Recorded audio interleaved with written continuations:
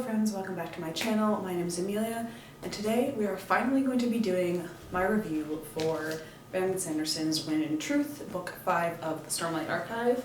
I know this came out a while ago, and probably a lot of people have already watched a review, but I have thoughts, and so I'm going to give them to you anyway, even if this is a little bit maybe behind the hype train or whatever you want to call it.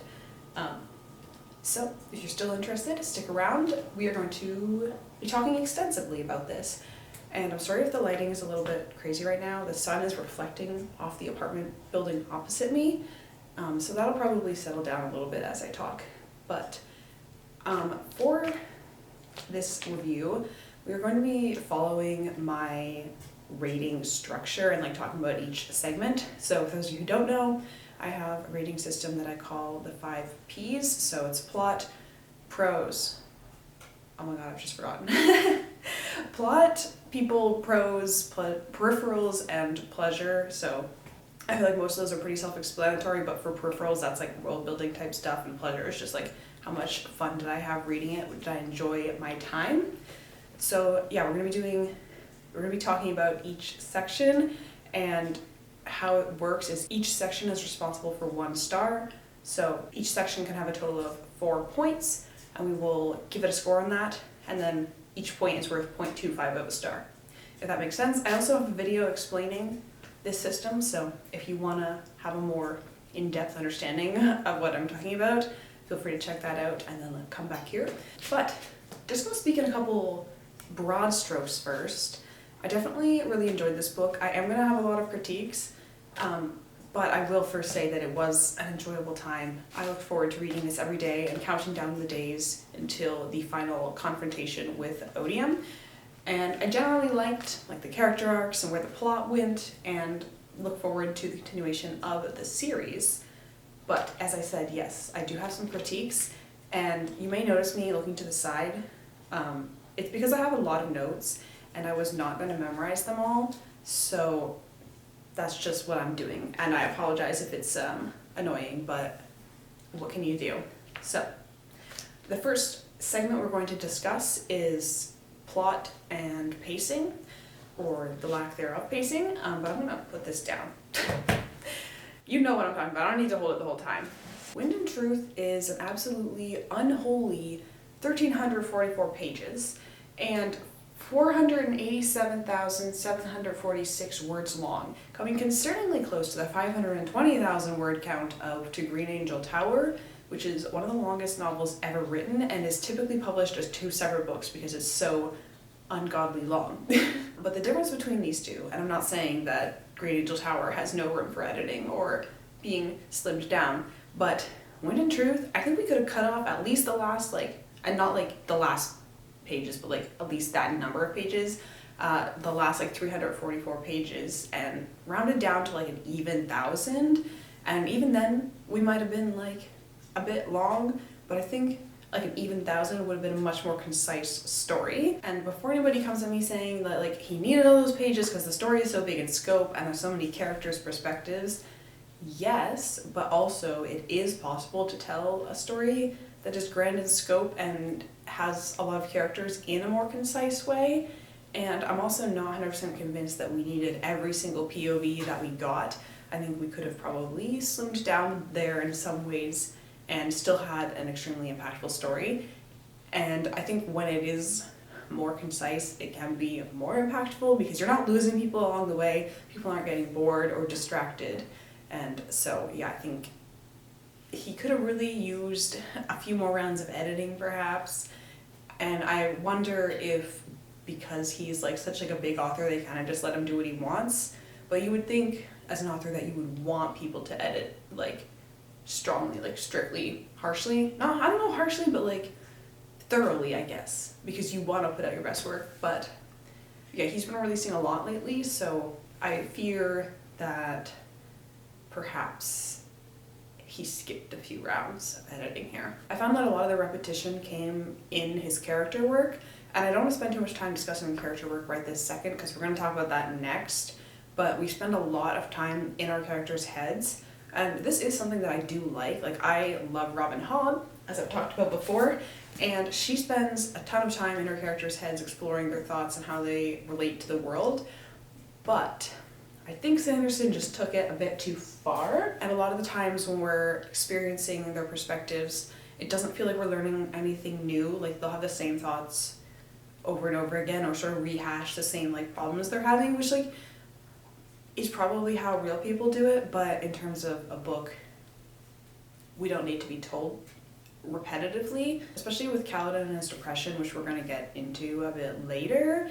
It felt like a lot of the ideas that Sanderson explored in book 4, as well as like in the beginning of this book, were rehashed a lot in like the later half of the book, and it didn't really add any additional value. But as I said, I'm going to save talking about the characters more till later.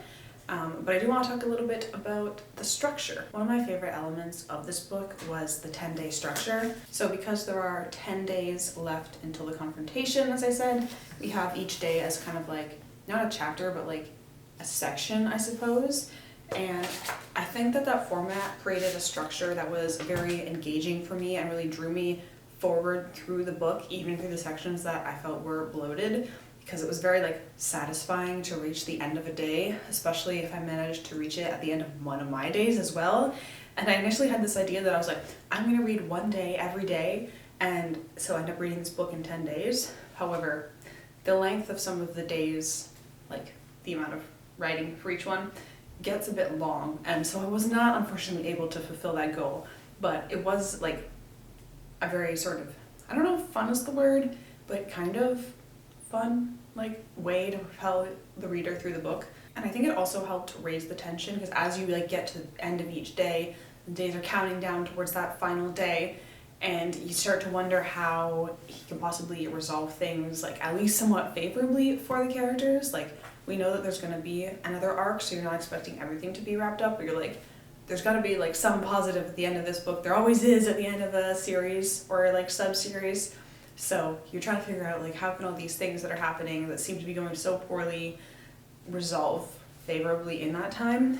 And so I think without that structural device, I think the book would have felt even longer than it already did, because the days gave like little check marks, like almost like checkpoints in like a game or something that you were completing and working towards. So the other main part of like the plot that I want to talk about is the ending. As I said, this is the end of the first arc, so I was expecting the ending to be very big, very epic, give me a lot of feelings, maybe have some pretty high highs and also some pretty low lows. And did I get this? Yes and no. It did set us up for the second arc and leave like a satisfying number of things open for us to continue following and like open new questions and that kind of thing. So in that aspect, I think it was good. But did it feel as epic as I hoped? Not really. It was definitely high stakes, high tension, but I just didn't feel quite on the edge of my seat like as I hoped that I would. I was really hoping to kind of get a feeling like I did when I was reading the final Wheel of Time book and we're having the last battle and everything is just insane. Everything is going down all at once and there's a lot of emotion. I won't like say what happens, obviously, because I don't want to spoil a different series, but it was a very high emotion book for me, and I was really hoping to get that out of Wind and Truth, but I don't know, for some reason I just didn't quite feel it. And I was thinking that I was gonna have like a book hangover when I finished this, like when I finished Wheel of Time. And I know I shouldn't compare it to Wheel of Time, but like, I feel like we're always comparing everything that we experienced to other things that we experienced. And you know, Sanderson did finish Wheel of Time, so I feel like it's not entirely unfair to compare the two. I mean, obviously, Jordan had written out a lot of like the plot points as far as I understand, but anyway, we'll move on past that. When I finished Wheel of Time, I felt like I was like coming out of water, you know, I was like hazy to the world. I was like, it was something I haven't experienced before finishing a series, but I wasn't specifically expecting this to be quite on that level because it hasn't represented much as a time investment in my life, but I was hoping for more than I got. Like, I finished it and I was kind of just like, okay, I'm going to bed now. Now, part of what made the ending, I think, less like wow for me is that I'm not 100% sure I'm convinced I'm into the idea of the sort of like massive whole Cosmere-wide scope that the story is trying to expand into. And I do like a story that's big in scope. However, I think I might have like how it started in Way of Kings when it's definitely presented as large in scope but bound by the scale of Roshar.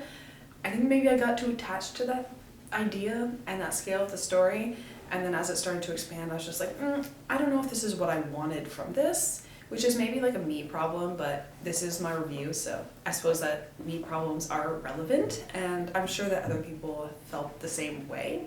Or maybe they didn't, I don't know. But I hadn't read anything in the Cosmere other than a couple of the secret projects before starting this series, so it was not like, I think a lot of people were attached to like the Cosmere as a whole, and so this is like already part of that to them, but I was like hadn't read the Cosmere, so this is like a new thing for me, and I was attached to it as itself. I don't know if that makes sense. You'll have to let me know in the comments. But yes, I'm still undecided on the universe kind of scale that we're going into. I am open to being convinced, but I remain unconvinced. But it felt to me a little bit like the larger scope that he's, sorry, I'm fucking with the book, I should put it down before I make too much noise.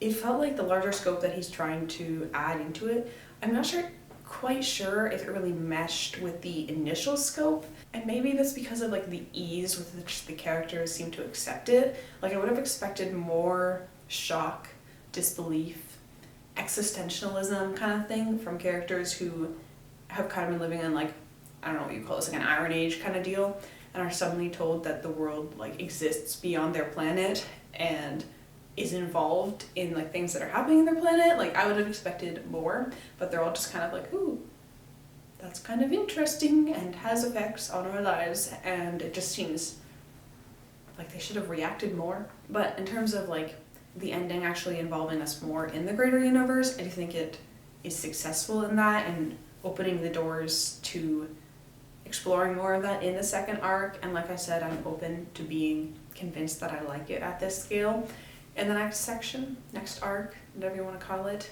And it will be interesting to see, I think, where our characters fit in like the scale of power in the universe. Like they seem so powerful on their own planet, but how do they compare to people from other parts of the universe and their powers? So it'll be interesting to explore that. But honestly, and this might be a strange take, but one of my biggest gripes with the ending was that it simply didn't hurt enough. And I'm not like a sadist or anything, but when I'm finishing a big series, I want to have big feelings. And like the main ways for authors to accomplish that is either to have like a underdog kind of win situation where like you think that everything is lost and then like they manage to triumph. And you can do it that way. Or it's to have like a bittersweet kind of victory, so they might win but somebody really important to them dies kind of vibe. So I was looking for kind of one of those, and I think because this is not the end of a series, he didn't quite go there. It is big, the ending, in terms of like the plot and like what happens, but I didn't feel a lot of big emotions. As I said, I wanted it, and I said this in my reading vlog, I wanted it to have a little bit more bite. I feel like Sanderson pulled the punches a little bit too much, in my opinion, at least with other characters. Like, I think, so obviously Dalinar dies, but like I feel like we kind of knew he was gonna die pretty early on, especially with him like talking about taking up Honor's shard and how that would essentially be the end of Dalinar as we know it. Like, I don't know, I kind of let him go already. He's not like my favorite anyway, and he's not really supposed to be, but I feel like it was easy to let Dalinar go. He's like an easy one to kill off because he's kind of representative of the old guard, I suppose. But I think on the other characters, like who have multiple POV chapters, should have died. I feel like we got off very easy on our like named characters. Obviously a lot of soldiers or whatever died, but like to the reader they don't really matter. Obviously like they matter, but like you're not emotionally attached to them. When I started reading this book, I was like trying to figure out who I thought was gonna die. I was like, oh, for sure, like probably Adeline's gonna die because he is like not a main character. Like our main characters are probably like Dalinar, Kaladin, and Shallan. Maybe one or two others you could say. But he's like a main enough character that his death would have a strong impact on the readers. And I really thought, he's gone when he was fighting that Thunderclass. I was like, okay, he did it. We're killing Adeline. I was right. And then he survived. And I get why he survived, because they needed him to like save the city. But it felt a bit like maybe Sanderson was afraid to kill people's favorite characters or something, and that's not something I would have expected from him, but that's what we got.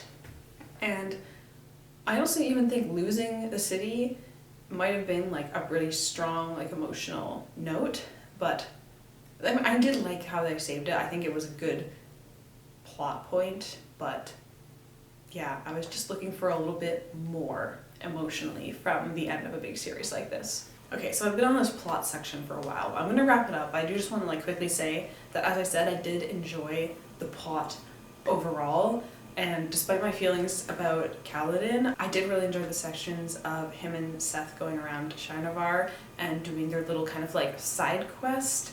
And that section also kind of benefited from a little bit of like the structure of there's like a set number of monasteries, so they're like going to each one, kind of fighting the mini bosses. It felt a little bit like a video game, like you're trying to get each boss, like maybe like Elden Ring or something, but like less physically monstrous. But it's a shame that there wasn't better editing, because I think that the plot overall was very good and could have shone a lot more if they skimmed away some of the junk. Not junk, but like superfluous writing. And overall for plot, I'm giving it 2.5 points out of 4. Alright, chapter 2. People. For the most part, I liked how the character arcs went. I think that Kaladin becoming a herald makes sense. He's always been a little bit holier than thou, especially in other characters' eyes. And I will say that from like the beginning, when Seth is like supposedly gonna become a herald, and even kind of like before that, maybe, I don't know exactly when I kind of decided this, but I kind of knew that Kaladin was going to be the one who became a herald. And whether you think this is too predictable or you think it's just good setup, I think is like a personal preference thing, how you feel about that. But while we are on the topic of Kaladin, I think we should discuss the thing that took me out of this book the most, which was the depiction of his mental health problems. I want to say that writing realistic mental illness is probably extremely difficult. It's one of those things where everyone's experience is so different and personal, so it's hard to write. It's hard to say that one specific depiction of mental illness is realistic where another is not, because it's so varied. And I think it's good that Sanderson included it. It's definitely underrepresented, especially in fantasy where a lot of the characters have a lot of trauma, and it's often not explored how that really impacts them. It's mostly just like a plot point. And however, I do think that some of Sanderson's other like mental health depictions, like with Shallan, felt somehow like deeper and more realistic to me than Kaladin's. Kaladin, honestly, to me feels in a lot of ways like Sanderson's, and like also kind of just like fantasies in general, sort of like base default character. He's like this kind of like the semi-reluctant hero who like can't help helping because he's just like such like a good person, and he's so like honorable, and of course he's so strong, he can't help being good at like fighting, and he's always like one oath ahead of the other Radiants, except Yasna of course, and sort of Shallan at points. And so it seems kind of fitting that Sanderson gave him, to the extent of my knowledge, the most common mental illness combo, which is like anxiety and depression. He leans more into the kind of like depression half of that, but they often go hand in hand and kind of feed each other. And he does also have some PTSD, and this sort of grows worse as the series goes on, but he's depicted as having the main battle that he's fighting being depression. And like I said, I do think that it's good that it was included, and I'm glad Sanderson went there. However, I did find his representation of depression in Kaladin very, I don't know, I'm not sure if this is like the right word, but I didn't find it particularly deep or like, I guess, realistic, honestly. To me, it felt a lot like somebody was jamming a beginner's guide to psychotherapy for depression down my throat. And honestly, I think probably a good part of why I felt this way was due to the pacing problems that I mentioned. Like, we spend a lot of time going over and over Kaladin's thoughts, especially his like strategies for repressing his negative thoughts, which, you know, is probably kind of realistic in the life of an actual depressed person because you need to remind yourself again and again about these things. But in the context of a book, as I said earlier, it felt very repetitive. Like, we get it, let's move on. And he's also very, and this may sound kind of weird, so like bear with me, but he's a very positive, depressed person. He always seems so like determined and like sure that his like thought soldiers are actually going to make a difference and make it better, and that he should do that. And obviously that's like a good way, a good outlook to have if you actually are recovering or trying to recover from depression. But I'm going to speak from experience here, both like mine and like people around me, and so your mileage may vary as everyone's experience, as I've said, is extremely different. But in my experience, depression is not usually nearly so linear as Kaladin's seems to be, and it's also usually less positive, by which I mean that like even if you know coping strategies, your brain doesn't always give them to you when you need them, and you may feel that you actively like want to be miserable, even if on some other level you know that that's like an unhealthy way to look at it and a bad kind of outlook.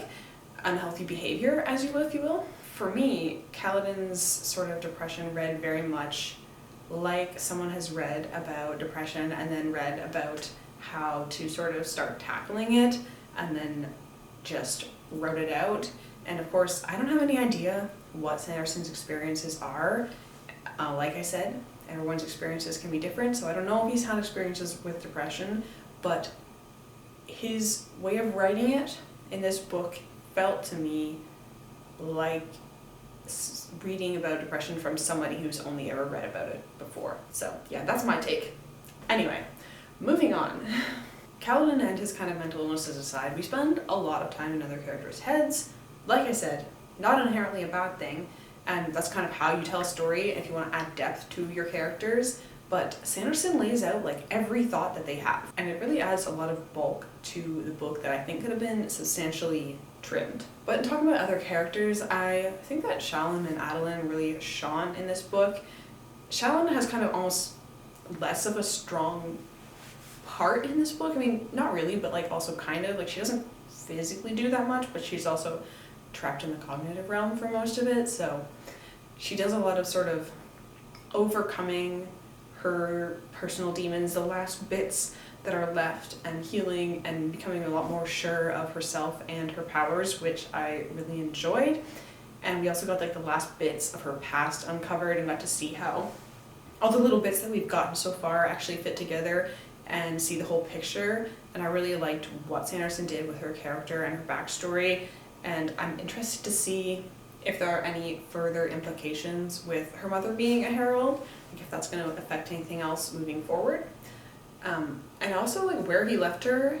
I mean, obviously that sucks for her, like being left in Shadesmar, but I think it leaves it open for her to, now that she's like on her own, like again, but like it's been a while since she's kind of been on her own, doing her own thing as a character. I'm interested to see how much more she can develop, how much stronger she gets as a Radiant and a person in the second arc. And we also got a lot more POVs from Adeline in this book, and I really like him, which you may think, well, why did you want Sanderson to kill him then? But like, that's kind of the point. If you don't kill a character who people like, then it doesn't impact you as much. And I want my books to have impact, and maybe this sounds kind of like, I don't know, like I want it to suffer. I don't specifically want to suffer, but I think targeted suffering in like a book context is part of what makes it good because it has an impact on you. But I thought where he went with Adeline and his kind of little journey, learning to be Adeline, I guess, in the face of everybody else being like a radiant, and now he who used to be one of the most powerful forces on a battlefield is suddenly not anymore, and trying to figure out where he fits into the world. When all of that, I really enjoyed that part. As I said, it is kind of, Sanderson is really leaning in again to spelling out all their thoughts for us. It does feel kind of like info dump-y. Like, I think he could have shown us more of how these things affect our characters through their actions as opposed to just, Adeline thought all of these things and it goes on for a page and then he does something. So, but in terms of the points, I'm going to go with 3 out of 4 in this category because I really think that most of the problems I had with the characters were actually more flaws of the actual writing, so falling under the prose section, than the characters itself. So yeah, 3 out of, wow, I don't know what this was, 3 out of 4 points for characters. All right, so let's talk about chapter 3, prose. As far as prose goes, it's kind of like your typical Sanderson prose. Most of the problems that I had with it come from what I've already mentioned before, just like the general sheer amount of it and the overdoing of the thoughts, I think. His writing is pretty good overall. It's not especially flowery, and the construction of the sentences doesn't typically like evoke anything strong. Like, he's not usually trying to say a ton outside of, I don't know how to describe this, but like, for example, right now I'm reading Howling Dark, and he tends to go more into like speculation and a more sort of philosophical thoughts outside of like the action of the book, if that makes sense. Sanderson doesn't really do that. We're keeping to the plot, which I can appreciate.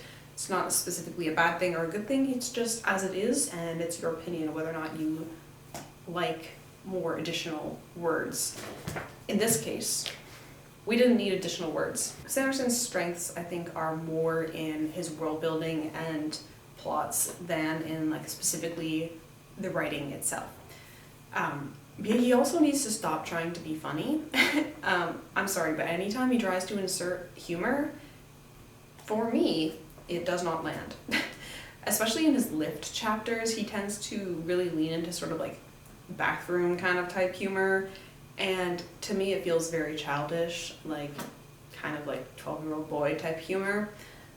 Make of that what you will. Yeah, it really takes it out. It really takes me out of the book when he tries to include things like that, because it's just like so doesn't fit the vibe, and so yeah, it really pulls me out of it because I'm just like, okay, all of a sudden I'm thinking that a 12-year-old wrote this, and so but as I said, I don't have a ton to say about the prose. It's serviceable. It's mostly good. I don't want to say serviceable because that makes it sound like very not that good, but it is mostly good. So 2.5 out of 4 points for the prose. Chapter 4, Peripherals. As I said, world building is probably one of Sanderson's biggest strengths. Roshar as a world is incredibly detailed and unique from other fantasy worlds. He has a lot of elements that I have never seen anywhere else, and he really thinks about how they would all fit together to make this world a place where people can actually live, and how the systems kind of work. And we have all these different nations that have their own cultures, and while of course some don't get as much detail as others, we get the sense that like each one has kind of its own thing going on. Wind and Truth is pretty far on in the series, of course, so we don't have as much of the world building element going on because we did accomplish a lot of that in the earlier books, but we are getting world building in the sense of the expansion of the world into the greater Cosmere, and how like the gods work, where they came from, what their powers are exactly, although that's still kind of a little bit nebulous. I mean, just learning in general that their gods are not really gods so much as just actual people who are now bearing great power, and that gives them kind of godly abilities. So it was interesting to explore more of that. As I've already said, I'm not sure if I'm sold on the scale of the world building we're going to be exploring, but I remain open to it. So we'll see how I feel when the first book of the second arc comes out. So we're gonna be waiting a while. And in terms of the score, I don't really have any problems with the world building other than the little thing, like I'm not sure about the scope. So 3.5 out of 4 points for world building. Category 5, pleasure. So while I have critiques, as we have discussed extensively, you might be able to tell I'm trying to kind of wrap this up because I think I've spoken at length and you might be getting bored. As I said, this is too long. I don't want to be too long as well. But I had a fun reading experience with Wind and Truth. I read pretty much every day.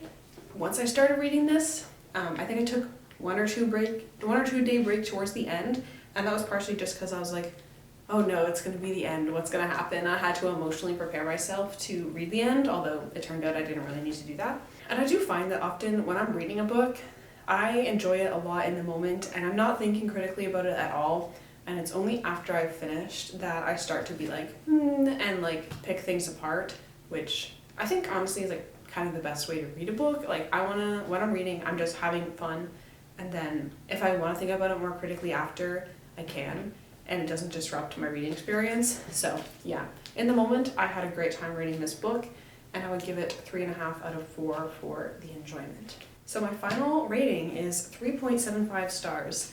And you might be thinking, hey, that's kind of low, and you wanted to rate it a lot higher, and of course you can rate your books however you want. However, in the last kind of like year, I have become a lot more stringent about the ratings I give out, a lot more strict, I suppose, because I was finding that I would end up with like a lot of books that would have the same rating that actually I had there would be a big difference between what I thought the quality of one was and the quality of another was, but they somehow had the same rating, and I was like, that's not working for me. I need it to be more granular. So it is very hard to get a very high rating for me now, but I think it helps me actually more, I don't know, it helps me create a hierarchy, I suppose, that is a more true representation of where books should be in relation to each other in terms of my actual enjoyment and their quality. So 3.75 in my system is actually pretty high. But that concludes my review for Wind and Truth. Feel free to let me know in the comments if you agree or disagree with me, but please keep it civil as always. I don't want to ramble on too much more because this is already probably a long video. So yeah, thank you so much for watching. Consider subscribing if you haven't already, and I will see you next time.